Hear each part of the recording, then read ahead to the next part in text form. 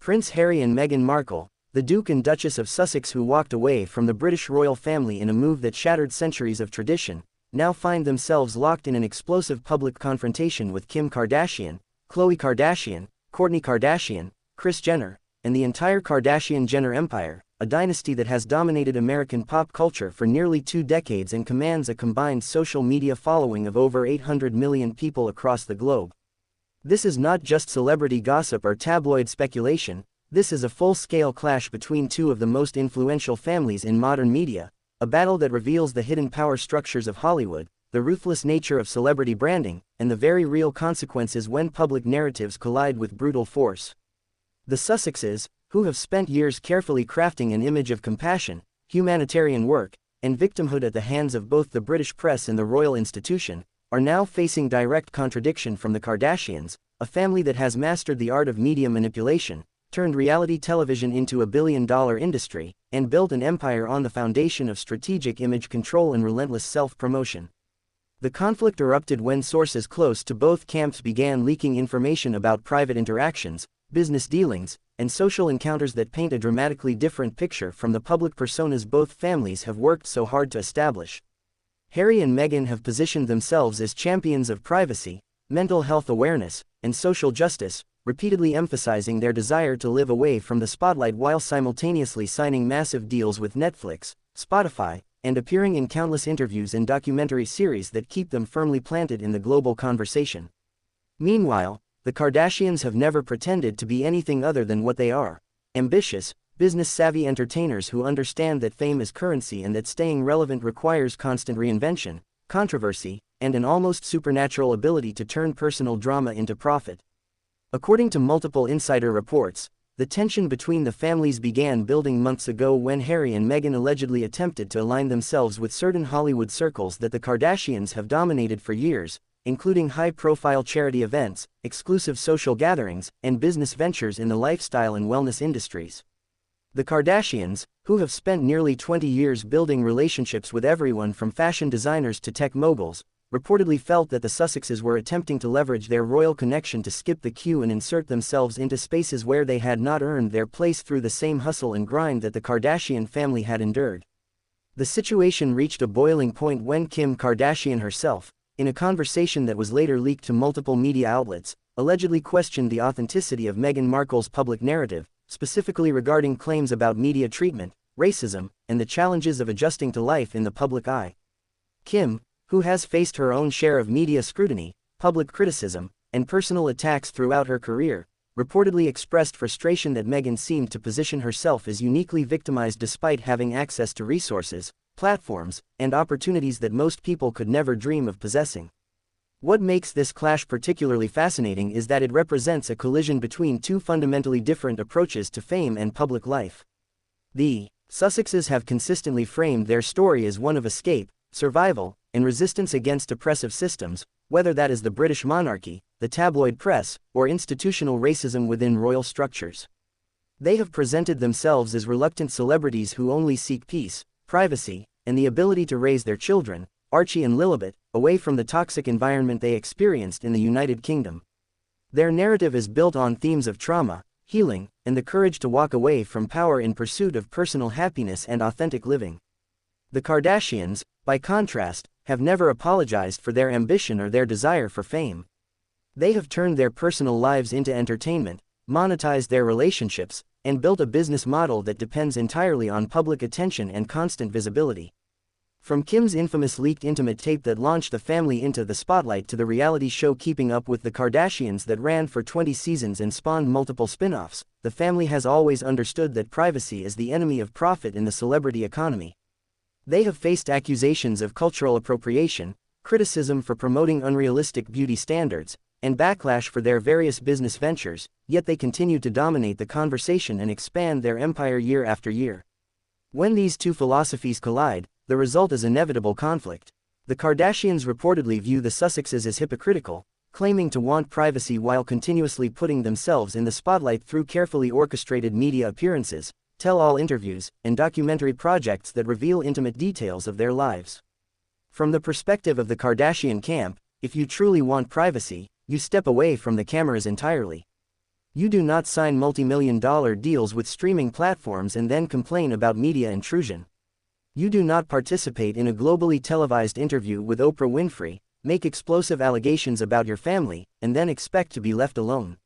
On the other hand, supporters of Harry and Meghan argue that the couple has every right to tell their own story on their own terms, especially after years of having their narrative controlled by palace officials, tabloid journalists, and anonymous royal sources who leaked information to damage their reputation.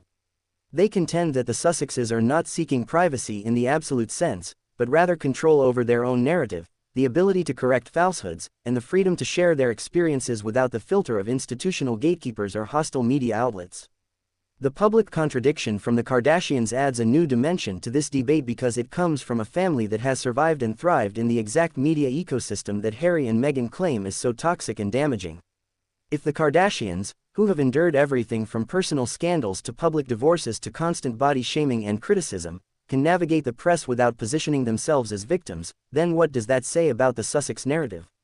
This is the question that the Kardashian camp seems to be raising, whether explicitly or implicitly, and it is a question that has significant implications for how we understand celebrity, power, and victimhood in the modern age.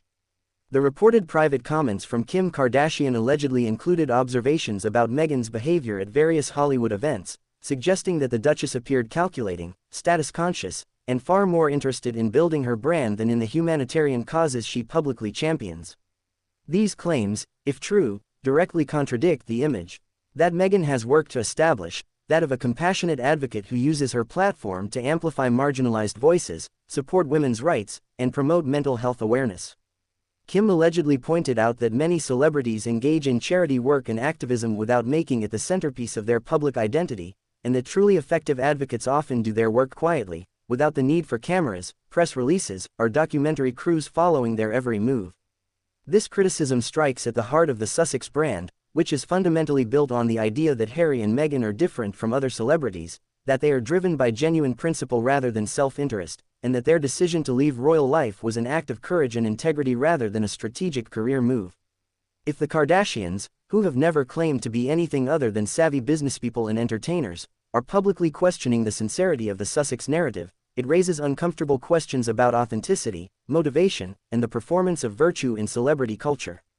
The timing of this conflict is also significant because it comes at a moment when both families are at critical junctures in their respective careers. Harry and Meghan are facing increased scrutiny over their business ventures, with their Spotify deal ending after just one season of content, their Netflix projects receiving mixed reviews, and questions emerging about whether their brand has staying power beyond the initial novelty of their royal departure. The couple needs to maintain relevance and continue generating interest in their projects if they are to sustain the lifestyle and platform they have built in California. Any challenge to their credibility or authenticity threatens the foundation of their entire post-royal strategy. The Kardashians, meanwhile, are in the process of transitioning from their long-running reality show to a new series on Hulu, evolving their brand to stay relevant with younger audiences, and managing the individual business ventures of each family member, from Kim's shapewear line Skims to Kylie's cosmetics empire to Kourtney's wellness brand Poosh. They have demonstrated remarkable resilience and adaptability over the years, but they also understand that in the attention economy, you are only as powerful as your ability to stay in the conversation. A public feud with the Sussexes, particularly one that frames the Kardashians as the voice of reality against Sussex pretension, serves their brand interests by positioning them as authentic, self-aware, and unafraid to speak uncomfortable truths. What makes this situation even more complex is the role of Kris Jenner, the matriarch and manager of the Kardashian empire, who is widely regarded as one of the most brilliant and ruthless managers in the entertainment industry. Kris built the Kardashian brand from nothing, turning a leaked tape and a reality show concept into a multi-billion-dollar empire that spans fashion, beauty, technology, and media. She understands leverage, timing, and narrative control better than almost anyone in Hollywood. If Kris has given her blessing for the family to publicly contradict the Sussexes, it means she has calculated that the potential benefits outweigh the risks, and that the Kardashians can win the public relations battle that inevitably follows. The strategic implications of this conflict extend beyond just these two families. Hollywood is watching closely because the outcome will send signals about which celebrity narratives have power, which brands have durability, and which approach to fame proves most effective in the long run. Are we entering an era where the victim narrative, the story of overcoming, Adversity and speaking truth to power is the most valuable currency in celebrity culture. Or are we seeing a backlash against that narrative, a cultural moment where audiences are growing skeptical of celebrities who constantly position themselves as oppressed despite their wealth, privilege, and access to global platforms? The Kardashians represent the old model of celebrity: fame for the sake of fame, entertainment without pretense, and business ventures built on personality and brand recognition rather than social mission. The Sussexes represent a newer model: celebrity as activism, fame as a platform for social change, and brand building wrapped in the language of authenticity, mental health, and humanitarian concern. The clash between these models is not just about personal rivalry, it reflects deeper tensions in our culture about what we expect from famous people, whether we want them to entertain us or enlighten us, and whether we trust celebrities who claim to be reluctant participants in the fame game. From a purely tactical perspective, the Kardashians have several advantages in this conflict. First, they have been navigating Hollywood politics and media warfare for far longer than the Sussexes have been in the game. They understand how to plant stories, manage crisis communications, and turn negative attention into profitable controversy. Second, they have a massive and loyal fan base that has followed them through countless scandals, controversies, and personal dramas. Their audience knows what they are getting with the Kardashians and has made peace with the family's flaws and contradictions. Third, the Kardashians are deeply embedded in the American entertainment infrastructure, with relationships spanning every major industry from fashion to music to sports to technology. They have allies, they have leverage, and they have the institutional support to weather almost any storm. The Sussexes, by contrast, are still relatively new to American celebrity culture and have not yet built the same depth of relationships and institutional support. Their primary assets are their royal connection, which gives them automatic media attention and a certain level of prestige, and their narrative of victimhood and resistance, which resonates with audiences who are sympathetic to their story of standing up to powerful institutions. However, these assets also come with limitations. The royal connection only retains value if the public remains interested in the monarchy and if Harry and Meghan continue to seem connected to that world. If they drift too far from their royal identity, they risk becoming just another celebrity couple without a unique selling point. Similarly, the victim narrative only works if the public continues to believe it, and any challenge to that narrative threatens to undermine their entire brand. The alleged contradiction from the Kardashians is particularly damaging because it comes from people who have their own credibility on questions of media treatment, public scrutiny, and navigating fame. Kim Kardashian has faced horrific online harassment, death threats, public mockery of her appearance, and invasion of her privacy through hacking and leaked personal content. She was robbed at gunpoint in Paris in an incident that was traumatic and terrifying. She has been through a public divorce with Kanye West, whose erratic behavior and public statements have caused her enormous stress and embarrassment. She has dealt with all of this while maintaining her business ventures, raising 4 children, and remaining a central figure in popular culture. If Kim says that Meghan's complaints about media treatment seem exaggerated or self-serving, it carries weight because Kim has earned the authority to make that judgment through her own experiences. The same is true for the other members of the Kardashian family. Khloé has endured public humiliation through multiple cheating scandals involving her partners, constant criticism of her appearance and body, and speculation about plastic surgery and cosmetic procedures. Kourtney has had her co-parenting struggles with Scott Disick played out on television for millions to watch. Kris has been accused of exploitation, criticized for profiting from her daughter's fame, and scrutinized for every parenting decision she has made. The family as a whole has been called vapid, talentless, and destructive to American culture. Yet they have never positioned themselves as victims. They have owned their choices, continued building their businesses, and maintained their relevance through adaptability and strategic thinking. This contrast creates a powerful counter-narrative to the Sussex story.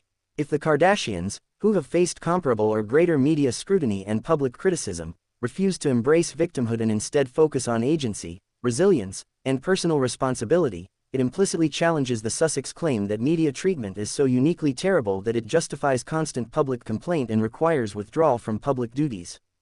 The Kardashian message seems to be that everyone in the public eye faces criticism, invasion of privacy, and unfair treatment, but successful celebrities learn to manage it, compartmentalize it, and keep building their careers without making their suffering the centerpiece of their brand. The question of authenticity is central to this conflict. Are Harry and Meghan genuinely traumatized by their experiences with the press and the royal family, or are they strategically deploying the language of trauma to generate sympathy and maintain relevance? Are they truly committed to the causes they champion, or are those causes primarily vehicles for personal brand building? These are uncomfortable questions, and they are exactly the kind of questions that the Kardashian contradiction forces into the public conversation.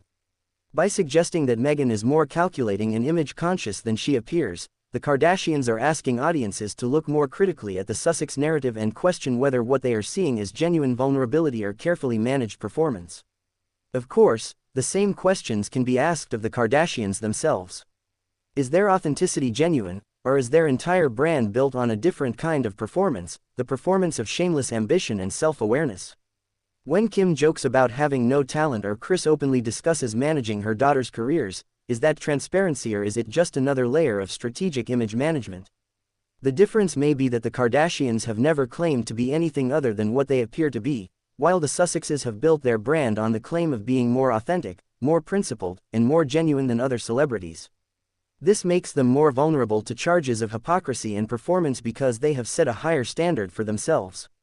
The media coverage of this conflict reveals the deep divisions in how different audiences perceive these families. Pro-Sussex media outlets and commentators frame the Kardashian contradiction as jealousy, an attack from a family that is threatened by the moral authority and genuine compassion that Harry and Meghan represent. They argue that the Kardashians represent everything shallow and superficial about celebrity culture, while the Sussexes represent a more evolved approach that prioritizes meaning, purpose, and social impact over mere fame and fortune.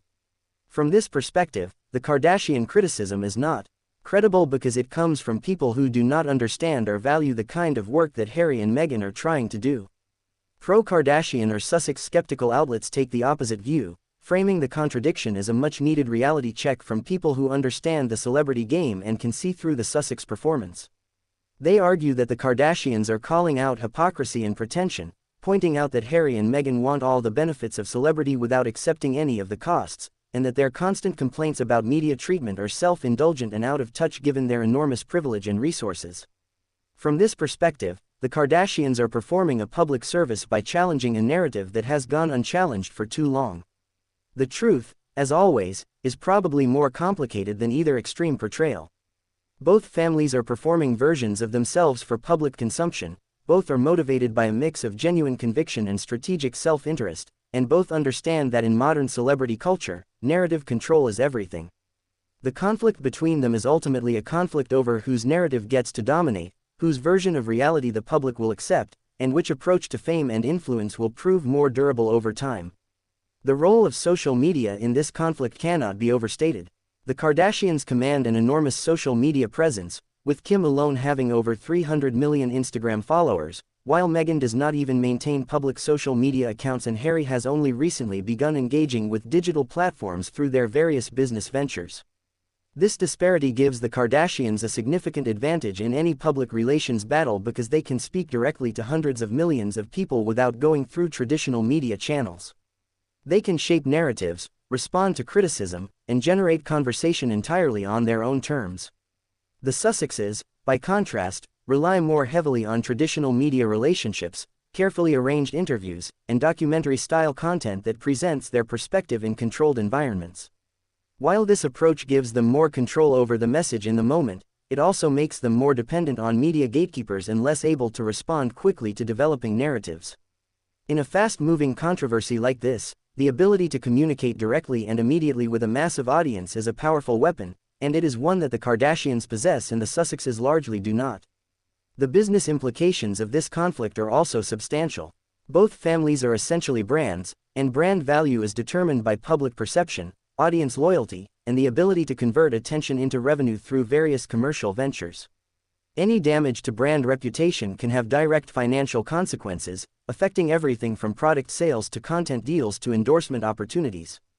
The Kardashians are betting that publicly contradicting the Sussexes will enhance their brand by positioning them as authentic, tough, and willing to speak uncomfortable truths. The Sussexes are betting that their narrative of victimhood and resistance will continue to resonate with audiences despite challenges and criticism. The outcome of this conflict may depend largely on which family better understands the current cultural moment.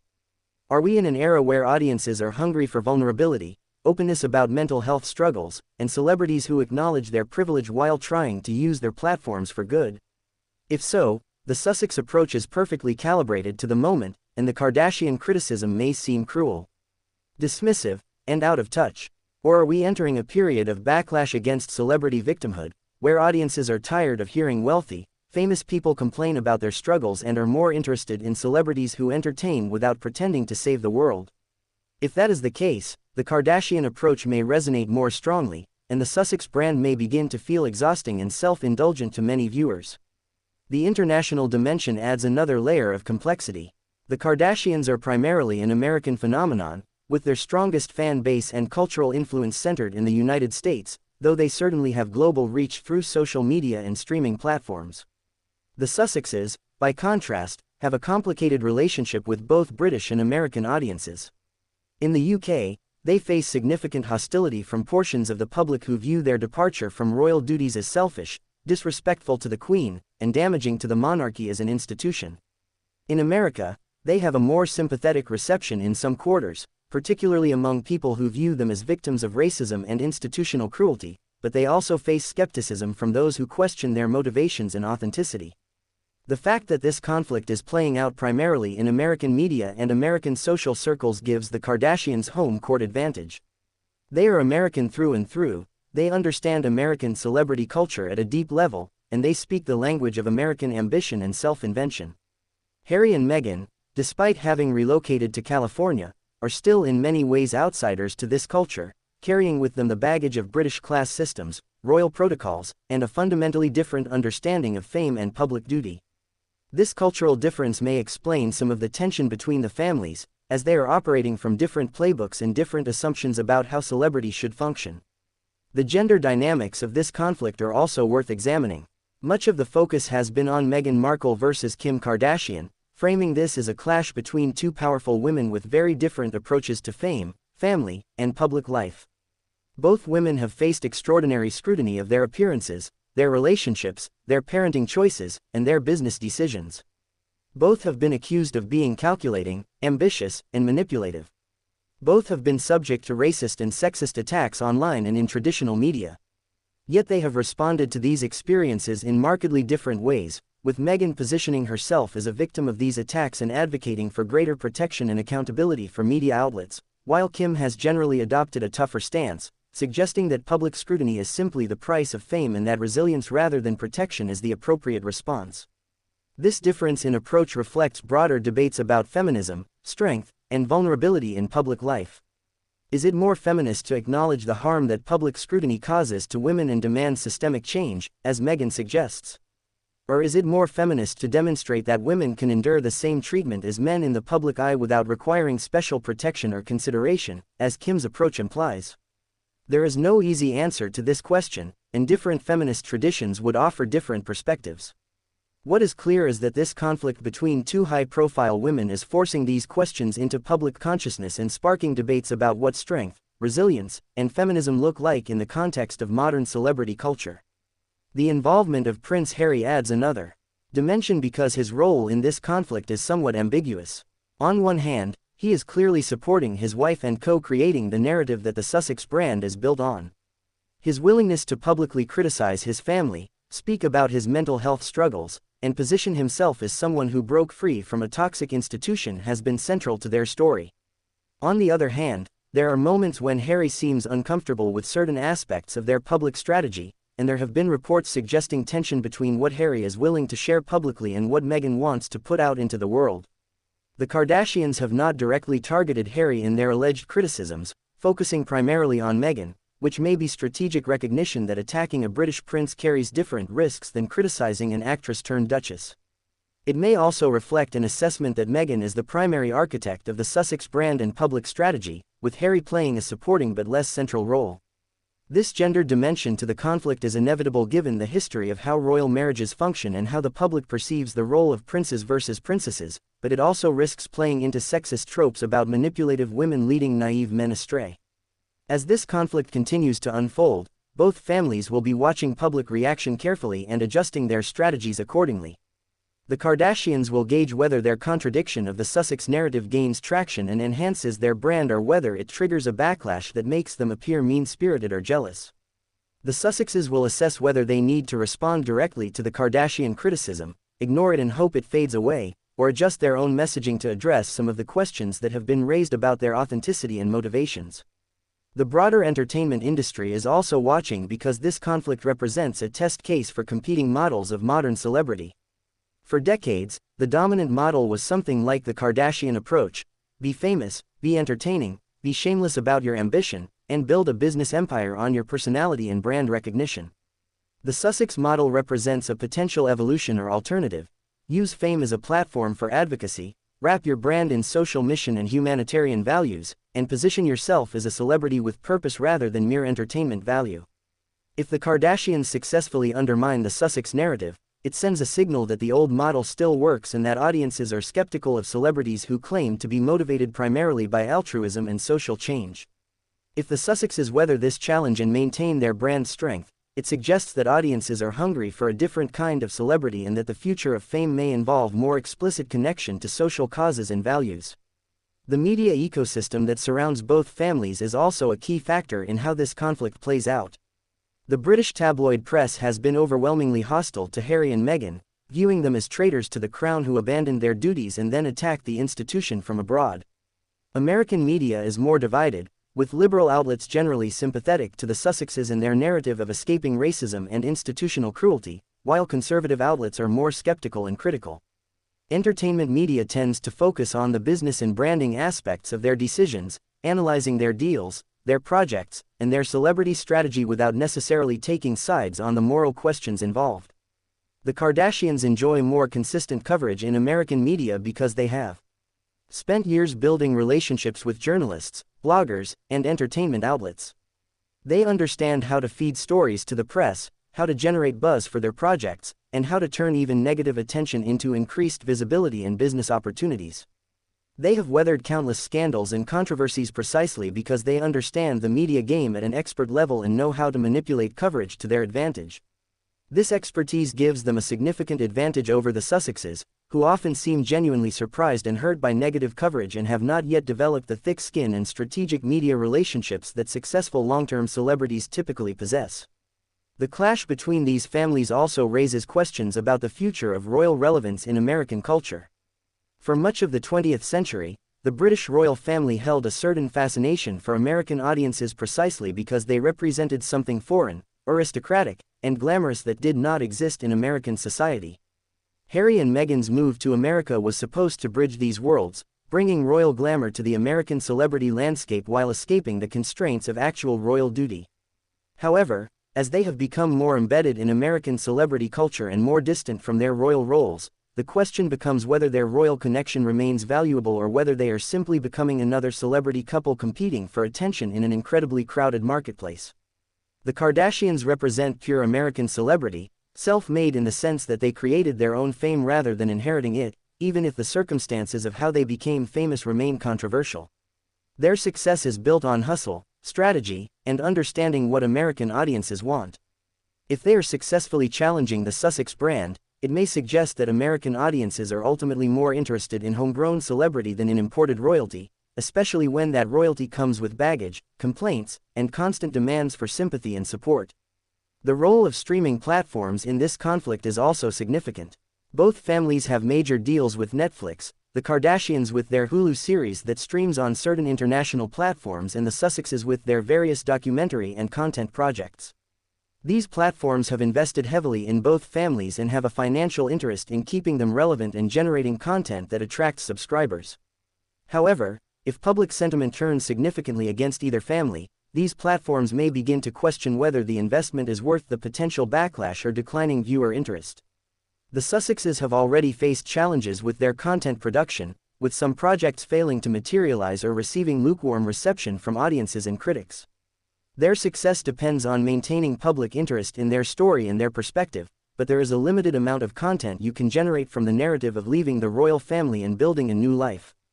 At some point, audiences may tire of hearing the same themes repeated, especially if those themes are being publicly challenged by credible voices like the Kardashians. The Kardashians face their own content challenges as they transition from their long-running reality series to new formats and platforms. They need to demonstrate that their brand has evolved and that they can continue to generate interesting content without becoming stale or repetitive. A high-profile conflict with the Sussexes provides exactly the kind of fresh drama and conversation that keeps their brand vital and interesting to audiences. From a content strategy perspective, this conflict may be more valuable to the Kardashians than to the Sussexes because it gives them new storylines, new narratives, and new opportunities to position themselves in public discourse. The legal dimension of this conflict is also worth considering. Both families are extremely protective of their images and have access to top-tier legal representation. If the Kardashian criticism crosses certain lines or includes provably false statements, the Sussexes could potentially pursue legal action, though such action would likely generate even more negative attention and feed into a narrative of the Sussexes being litigious and unable to handle criticism. The Kardashians, having dealt with numerous legal issues throughout their careers, are undoubtedly careful about how they frame their criticism to avoid actionable defamation while still making their point clear. The role of anonymous sources and leaked information in this conflict is also important to understand. Much of what we know about the tension between these families comes from unnamed sources, leaked conversations, and secondhand reports rather than direct public statements from the principals themselves. This allows both sides to have their perspectives aired without taking direct responsibility for the conflict, maintaining a degree of plausible deniability while still shaping public narratives. It is a classic Hollywood move, using surrogates and unnamed sources to wage proxy battles while keeping your own hands technically clean. This approach also makes it difficult to verify exactly what has been said, what the context was, and whether the leaked information accurately represents the views of the people involved. It is entirely possible that some of the reported Kardashian criticism has been exaggerated or taken out of context to make the conflict seem more dramatic than it actually is. Similarly, some of the Sussex responses or reactions may be manufactured or embellished by sources trying to generate sympathy for their side. In the modern celebrity media ecosystem, the line between fact and strategic fiction is often blurry, and audiences must navigate these stories with appropriate skepticism while still finding them entertaining and engaging. The impact of this conflict on the respective family members is also worth considering. For Harry and Meghan's children, Archie and Lilibet, this is yet another chapter in the ongoing media circus that has surrounded their parents since before they were born. For the Kardashian children, this is simply another celebrity feud in a landscape that they have grown up navigating. The different ways these families approach parenting in the public eye reflects their broader philosophical differences, with the Sussexes emphasizing protection and privacy for their children while the Kardashians have been more willing to include their children in their public content, though with certain boundaries and protections in place. The question of legacy is also relevant here. What do these families want to be remembered for, and how does this conflict affect their long-term historical reputation? The Kardashians seem relatively unconcerned with being taken seriously by cultural elites or being remembered as profound social contributors. They are comfortable with their role as entertainers and businesspeople who capitalized on fame to build a massive commercial empire. The Sussexes, by contrast, seem deeply concerned with how they will be viewed by history, positioning their departure from royal life as a principled stand against racism and institutional dysfunction that will be vindicated over time. This difference in orientation affects how each family approaches the conflict. The Kardashians can afford to be blunt, critical, and controversial because they are not trying to build a legacy of moral authority or social leadership. The Sussexes must be more careful because any appearance of pettiness, vindictiveness, or hypocrisy undermines the carefully constructed narrative that justifies their choices and legitimizes their platform. This asymmetry gives the Kardashians certain advantages in a direct conflict because they can be more aggressive without risking as much of their core brand identity. The role of race in this conflict is complex and cannot be ignored. Meghan Markle has been explicit about the role that racism played in her treatment by the British press and within the royal institution, and her biracial identity has been central to her public narrative. The Kardashians have their own complicated relationship with race, having been accused of cultural appropriation, profiting from aesthetic choices associated with black culture, and dating primarily black men while potentially benefiting from white privilege in other contexts. Any criticism of Meghan by the Kardashians risks being interpreted through this racial lens, with some viewing it as white women or white-adjacent women attacking a black woman, while others see it as legitimate criticism that has nothing to do with race. The Kardashians must navigate this dimension carefully, ensuring that their criticism focuses on behavior, choices, and narrative strategy rather than anything that could be construed as racially motivated. Similarly, the Sussexes must avoid playing the race card in response to criticism that may be legitimate and not racially motivated, as doing so risks undermining the credibility of their broader claims about racism and institutional bias. This is treacherous terrain for both families, and how they handle it will significantly impact public perception of the conflict. The entertainment value of this conflict cannot be overlooked. Regardless of who is right or wrong, who is more authentic or more strategic, this is the kind of high-stakes celebrity drama that audiences find endlessly fascinating. It combines royalty, reality television, Hollywood power, racial politics, feminism, business strategy, and personal rivalry into a narrative that touches on virtually every hot-button issue in contemporary culture. The conflict generates content, drives social media engagement, fuels tabloid coverage, and keeps both families in the conversation, which is ultimately what matters most in the attention economy. As we try to make sense of this clash, it is important to recognize that there may not be a clear winner or loser. Both families may emerge from this conflict with their brands intact, having generated enormous amounts of attention and engagement that ultimately serves their respective business interests. The real question is not which family wins this particular battle, but rather what this conflict reveals about the nature of modern celebrity, the power of narrative control, and the increasingly blurry line between authenticity and performance in public life. The Sussexes built their post-royal brand on the promise of authentic vulnerability, mental health advocacy, and principled resistance to oppressive institutions. If that promise is credible, if audiences believe that Harry and Meghan are genuinely motivated by conscience and compassion rather than calculation and ambition, then the Kardashian criticism will be dismissed as cynical attacks from people who do not understand or value the kind of work the Sussexes are trying to do. If, however, audiences begin to question the authenticity of the Sussex narrative, if the Kardashian challenge causes people to look more